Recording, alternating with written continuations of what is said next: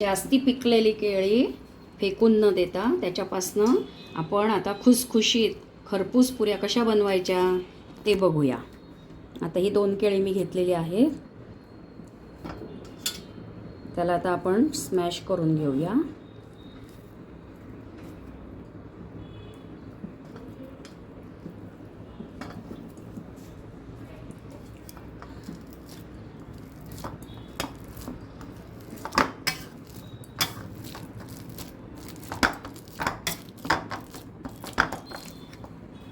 आता हे स्मॅश केल्यानंतर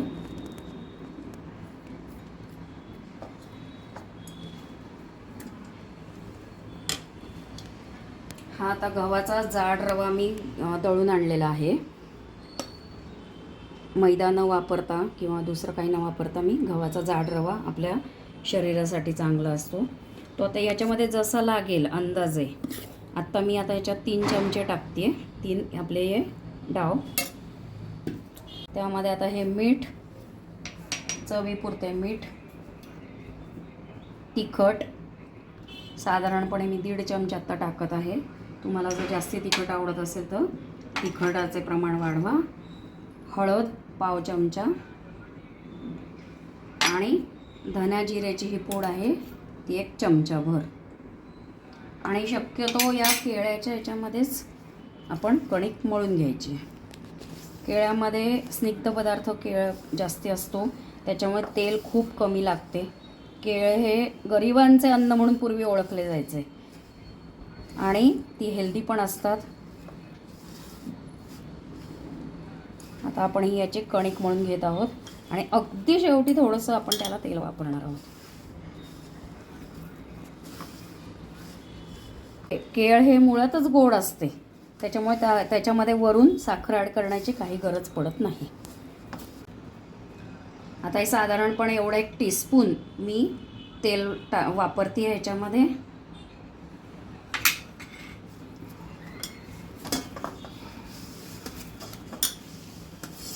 आणि या पुऱ्यांचं अशी कणिक अशी म्हणजे करून ठेवायची नाही की 10 मिनटं भिजवून ठेवली, 15 मिनटं भिजवून ठेवली, हे लगेच पुऱ्या लाटायच्या. इतक्या सुंदर लागतात ना चवीला. ती एवढी कणिक बनते आपली. आणि आता याची पुऱ्या लाटून घेऊ आधी. मी आता हे मोठी आधी करून घेणार आणि मग वाटीने त्याचे गोल गोल करणार. आता हे करताना काय करायचं आहे आपल्याला, हा जो ओवा आहे ना, हा ओवा हातावर घेतला, त्याला कुचकरला असा आणि संपूर्ण ह्याच्यावर असा टाकायचा. म्हणजे तो दिसताना पण वरून छान दिसतो आणि त्याच्यावर असं लाटायचं. आता हे झाल्यानंतर वाटीने मी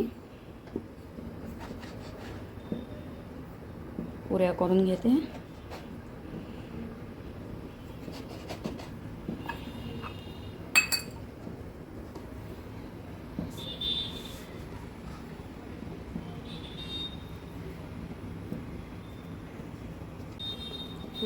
या पुऱ्यांना परत एकदा थोडंसं लाटायचं.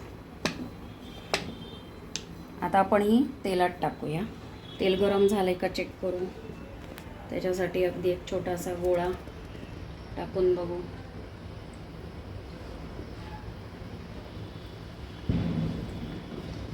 तेल आपलं तापलेलं आहे, त्याच्यामध्ये या पुऱ्या सोडूया.